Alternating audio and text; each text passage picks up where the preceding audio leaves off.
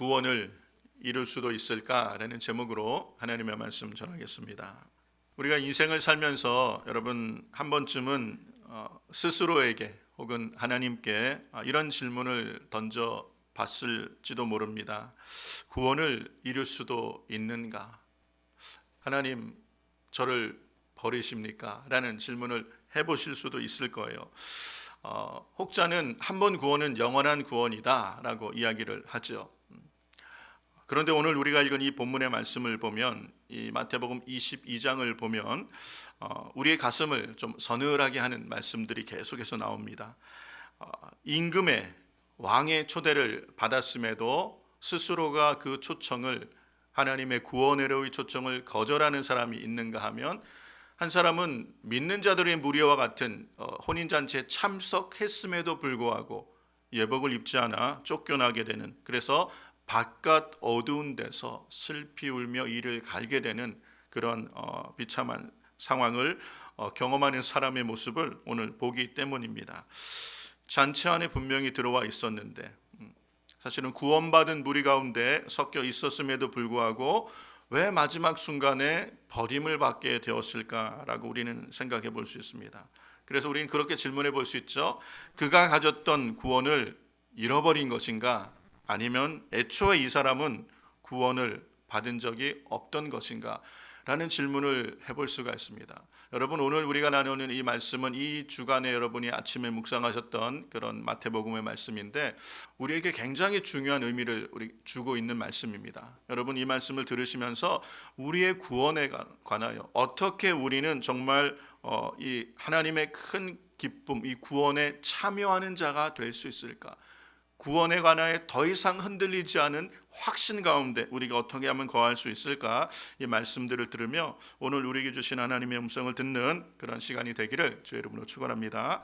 이 말씀을 우리가 이해하기 위해서는 우리가 이 역사적인 배경을 충분히 이해를 해야 돼요. 성경을 여러분 우리가 보고 읽을 때마다 일단 성경이 기록된 당시에 예수님께서 그 당시 사람들에게 주셨던 그런 메시지를 이해할 필요가 있어요. 그렇죠? 그 시대적 상황 가운데 어떤 의미로 이 말씀이 전해 주셨는가? 그리고 그 말씀은 2000년이 지난 오늘 우리에게는 어떤 의미로 내게 다가올 수 있는가? 이 두 가지 사이드를 다 볼 수 있어야 우리는 성경의 명확한 의미를 발견할 수 있습니다.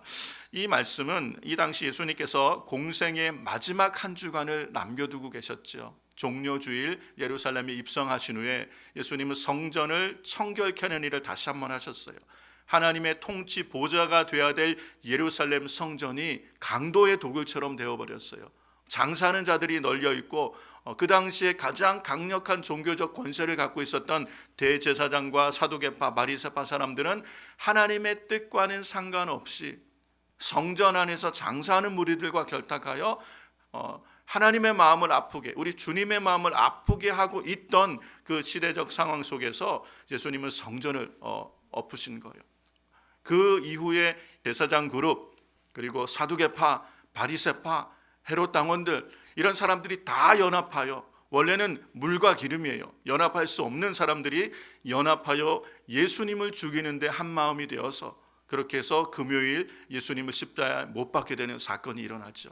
자, 그런 일이 일어나기 전에 우리가 이 한 주간 살펴봤던 내용은 화요일쯤, 그 마지막 한 주간 화요일 날 있었던 그 당시의 모든 세력을 대표하는 사람들과 예수님이 신학적인 문제로, 정말 구원에 관한 신학적인 문제로 마지막 논쟁을 했던 내용이 이 비유들의 내용들인 거예요. 그러면서 왜 하나님께서는 지금 이 시대, 그 시대에 예루살렘을 중심으로 하여 종교적인 가장 큰 힘을 갖고 있었고 스스로는 구원받은 하나님의 백성이라고 자칭하는 그들의 확신이 왜 잘못된 확신이고, 왜 하나님은 이스라엘을 심판하시고 구원이 이방으로 넘어가게 되는지를 이러한 비유들을 통하여 잘 보여주고 계세요. 그 비유 중에 중요한 절정이 바로 오늘 우리가 읽은 왕의 아들의 혼인잔치 비유입니다. 이 비유가 중요한 이유는요, 그 당시에 종교적 기득권자를 향한 예수님의 경고와 심판뿐만 아니라 이 혼인잔치의 비유잖아요. 왕의 아들은 뭐예요? 하나님의 아들일, 그리스도 하나님의 아들의 혼인잔치는 요한계시록에서 오늘 이 시대의 모든 사람들이 마주하게 될 어린 양의 혼인잔치와 같은 것이에요. 그렇기 때문에 예수님은 이 비유로 그 당시에 이 종교적 기득권을 갖고 있던 사람들에게 누가 구원받기에 합당한 자인가라는 것을 가르쳐 주셨을 뿐 아니라 오늘 2000년이 지난 우리에게도 동일한 거예요. 누가 어린 양의 혼인잔치에 들어가기에 합당한 것인가. 구약이나 신약이나 그때나 이때나 구원의 길은 똑같아요. 하나님의 구원의 방식은 변함이 없으신 거예요. 오늘 우리가 이 분명한 말씀을 통해서 다시 한번 우리는 구원에 관하여 흔들리는 믿음이 아니라 어떻게 하면 우리는 흔들리지 않는 확실한 이 구원의 믿음과 은혜 안에 들어갈 수 있는지 이 말씀을 통해서 확인하는 시간이 되었으면 좋겠습니다. 오늘 이 예복은 어떤 의미를 갖고 있는가? 구원의 절대적인 기준이 되어지는 어린 양의 혼인잔치에 참여할 자격을 주어지는 그 한 가지가 예복이에요. 예복을 입은 자들만 이 잔치에 합당한 자예요. 이 천국 복음 구원에 합당한 자는 예복을 입은 사람이란 거예요. 그러면 예복이란 게 도대체 무엇인가? 이게 신학적으로 그리고 교회사적으로 오랜 질문이 되어 왔어요. 우리가 지금 믿고 있는 칼빈주의는 어떤 겁니까? 이 예복은 우리가 준비하는 게 아니에요. 이 당시 결혼 예식의 특징이 예복은 주인이 준비하는 거예요. 왕이 예복을 다 준비해 주고 왕이 주는 예복을 입는 거예요. 이게 결혼 잔치에 참여하는 거예요. 그래서 예복은 우리가 준비하는 것이 아니라 왕이 우리를 위하여 준비해 주신 것을 우린 입기만 하면 돼요. 이거는 우리의 의가 아니라 이 예복은 뭐예요? 예수 그리스도. 예수 그리스도께서 우리를 위하여 이뤄놓으신 이 완전한 순종과 구원, 십자가와 부활로 이뤄놓으신 완전한 의, 흠도 없고 점도 없으신 예수 그리스도의 의를 우리가 옷 입는 거예요. 예수로 옷 입은 자 되었다라고 말하는 의미가 이것을 말하는 거예요. 자, 예복은 우리의 옷이 우리가 준비하는 것이 아니라 왕이 준비해 주신 하나님이 준비하신 구원의 옷, 곧 예수 그리스도로 옷 입는 것, 예수 그리스도를 나의 의로 삼는 것, 이게 예복을 입는 거라는 것이에요. 자, 그러면 이 예복을 입지 않은 사람은 뭐가 문제예요? 여전히 왕이 준비한 그 의복을 입지 않고 내 옷을 누더기 같은 내 옷, 자기 딴에는 깨끗이 빨아입고 왔다고 생각하지만 그 옷을 여전히 고집하고 있는 거죠. 왕이 준비한 옷을 입지 않고 내 옷을, 이거 좋은 옷이에요, 깨끗한 옷이에요, 이거 비싼 거예요, 그리고 앉아 있는 거예요. 이게 뭘 말하는 거예요? 자기 의를 얘기하는 거예요. 자기 의로는 구원받을 사람이 한 사람도 없다는 거예요. 여러분, 우리의 육신의 의, 행위와 공로와 착한 일을 통하여 내 의로는 아무도 구원받을 자가 없다는 거예요. 오직 구원은 하나님이 주신 의를 덧입는 것밖에 없어요. 그런데 우리 어리석은, 이 교만하게 되면 어리석게 되거든요. 어리석은 인간의 특징이 뭐냐면 하나님의 의가 얼마나 귀한지 모르고 내 의를 고집하게 돼요. 내가 이렇게 열심히 했는데, 내가 이렇게 율법을 철저하게 지켰는데, 내가 이렇게 봉사와 선행을 많이 했는데 나의 의를 자꾸 고집하게 돼요. 그것으로는 절대 어린 양의 혼인잔치에 참여할 자격이 없는 거예요. 아예 처음부터 우리의 자격은 내 의를 가지고 하나님 앞에 서겠다 하는 이 모든 노력은 의미가 없는 거예요. 자격조차 되지 않는 거예요. 우리가 어린 양의 혼인잔치에 참여하여 그 영원한 영광에, 그리스도의 신부의 영광에 참여하는 길은 우리에게, 원래 우린 자격이 없는 우리를 하나님께서 우리에게 자격을 입혀 주신 거예요. 자격은 내가 얻는 것이 아니라 하나님께서 주신 거예요. 예수님을 통하여 자격 없는 우리를 거저 값없이 자격 있는 자로 만들어 주신, 이게 하나님의 은혜라는 거예요. 구원이 이런 것이라는 거예요. 사랑하는 성도 여러분, 우리의 의로 구원받을 사람이 한 사람도 없다는 것. 그런데 지금 예수님이 이 비유를 하시는 당시에 유대인들, 특별히 이 종교 지도자들은 뭐를 의지한 거예요? 내 의를 의지한. 내가 대제사장인데, 내가 율법학자인데, 내가 바리새인인데, 내가 사두개파 사람인데 라는 이 종교적 열심, 훈장들을, 이 율법의 이 종교의 갑옷을 번쩍번쩍거리는 훈장을 공로로 내세워서 이것으로 스스로 의롭다고 여기는, 너희는 하나님 나라와 아무 상관이 없다는 얘기를 지금 예수님은 이 비유로 말씀하시는 거예요. 이 말씀을 들었으면 정말 하나님의 은혜가 있다면 깨닫고, 그렇구나, 그리스도가 오심으로 우리가 구원받는 거지 우리의 율법의 행위로 구원받지 못하는 게 분명히 성경에 기록되어 있는 율법이 그렇게 말씀하고 있음에도 불구하고 회개해야 되는데 회개하지 않고 어떻게 해요? 예수님을 죽이려 하죠.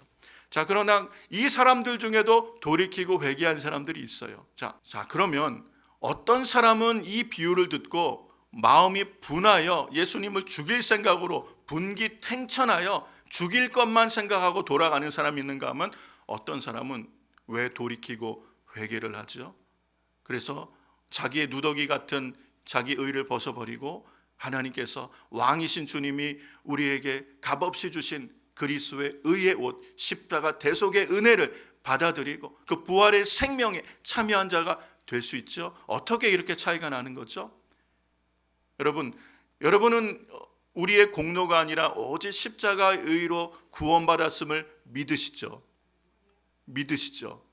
그렇죠? 내 의로, 내 옷으로, 내 누더기 같은 내 의로 하나님 앞에 설 수 없고 오직 하나님의 긍휼하심 따라 우리에게 입혀주신 예수 그리스도의 의로우신 옷으로 우리가 의롭게 됨을 믿으시죠? 여러분, 그 믿음이 어디서 난 거예요? 여러분이 연구하여 깨달으신 겁니까?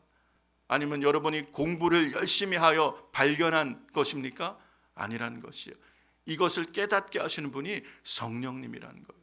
성령님. 여러분, 오늘 우리가 기억해야 될 것은 우리의 구원은 우리의 어떤 공로가 정말 0.1%도 들어가지 않았다는 거예요. 자격 없는 우리를 초대하신 분이 누구예요? 은혜 가운데 선한 사람이나 악한 사람이나 모든 사람을 초대하시는 것이 하나님의 은혜예요. 구원회로 초청받은 것이 은혜예요. 그 안에 들어와 앉아있는 것도 은혜예요. 그리고 그 예복을 입은 것조차 우리의 공로가 아니라 은혜죠. 입혀주신 거예요. 자격 없는 우리에게 자격을 부여해 주신 거예요. 은혜죠. 그리고 그렇게 이 구원의 도를 깨닫게 하시는 건 내가 깨달았다면 내 공로죠. 주님, 내가 열심히 성경을 공부하고 연구하여 깨달았습니다라고 말할 텐데 그게 아니라 성령께서 깨닫게 해주신 은혜잖아요. 이 모든 것이 은혜라는 거예요. 아, 그렇구나. 아, 십자가가 내게 믿어져.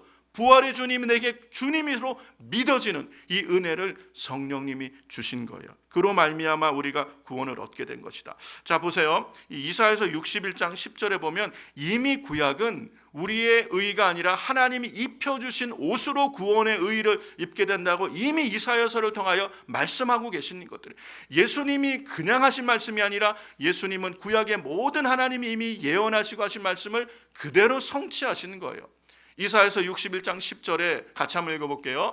내가 여호와로 말미암아 크게 기뻐하며 내 영혼이 나의 하나님으로 말미암아 즐거워하리니, 이게 혼인잔치에 참여하는 우리 구원의 기쁨이죠. 이는 그가 구원의 옷을 내게 입히시며 공의의 겉옷을 내게 더하심이라.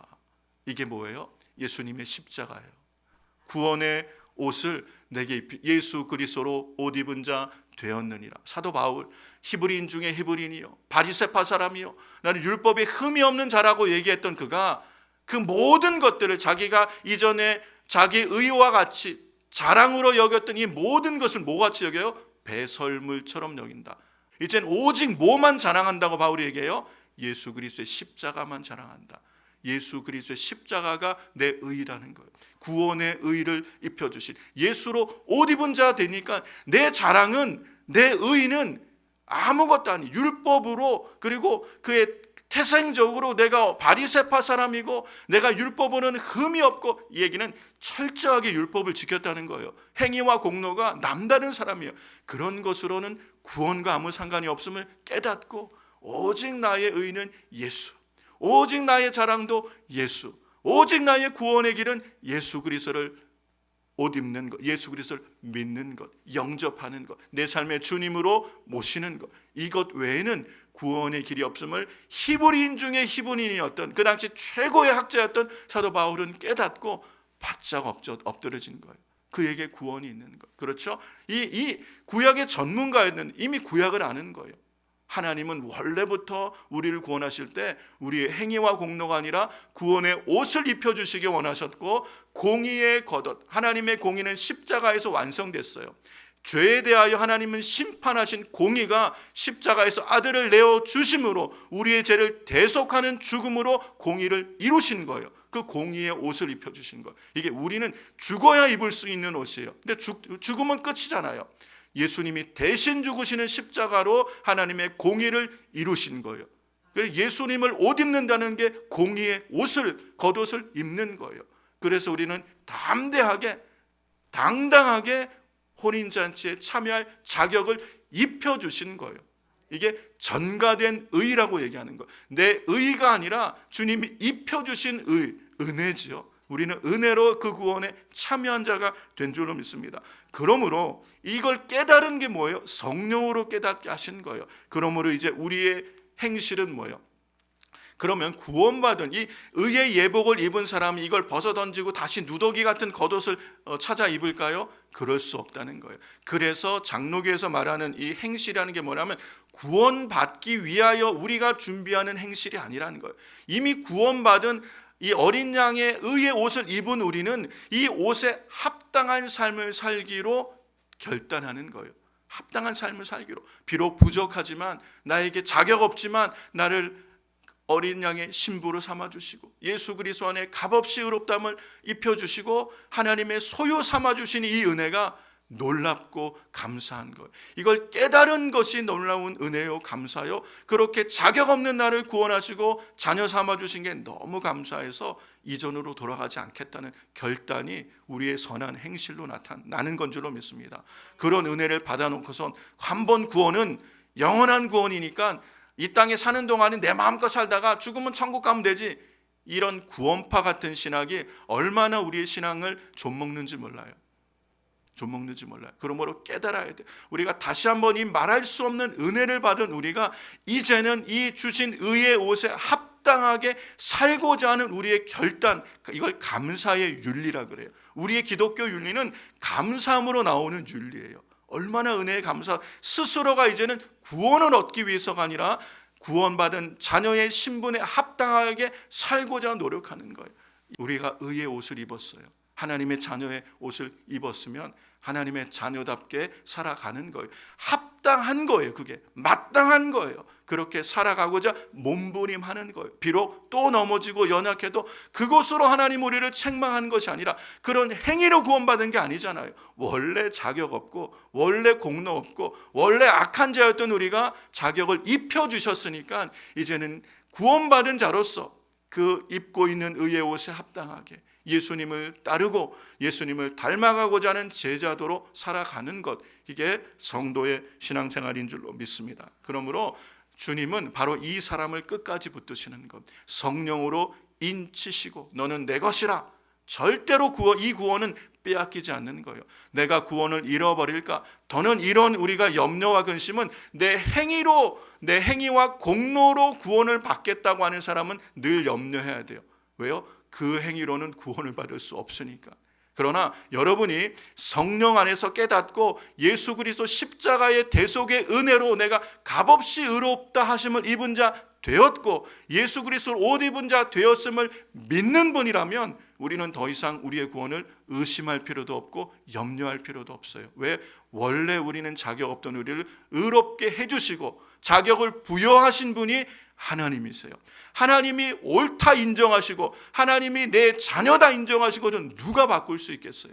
그러므로 이제는 우리의 관건은 구원을 흔들리는 것이 아니라 오늘 애통함으로 정말 이 말할 수 없는 은혜를 받았음에도 불구하고 여전히 나는 이 땅에 눈앞에 보이는 직면한 니드, 내 필요를 따라서 살아가고 있는 나의 연약함을 애통하며 안타까워하며 정말 나의 남은 삶을 주님과 함께 하겠다는 결단과 고백으로 날마다 나를 새롭게 하는 이 은혜가 우리에게 필요한 거예요.